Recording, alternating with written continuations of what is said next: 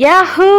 ఫైనల్‌గా నేను అనుకున్న రోజైతే వచ్చేసింది. 'బిగ్ బాస్'లో కళ్యాణ్ పడాల తమ్ముడున్నాడు కదా! తను కప్పు గెలవాలి అనైతే నేను మనస్ఫూర్తిగా చాలా బలంగా కోరుకున్నాను. అందరికీ తెలిసిందే కదా! నేనేమో కళ్యాణ్ పడాల ఫ్యాను, హన్సీ ఏమో తనూజ ఫ్యాను. ఫైనల్‌గా ఈ రోజు కళ్యాణ్ పడాల 'బిగ్ బాస్'లో ట్రోఫీ పట్టుకోబోతున్నాడు కాబట్టి నేనైతే సెలబ్రేషన్స్ కోసం ముందుగానే కేక్ ప్రిపేర్ చేసుకుంటున్నా. సారీ తనూజ ఫ్యాన్ హన్సీతో తయారు చేస్తున్నా.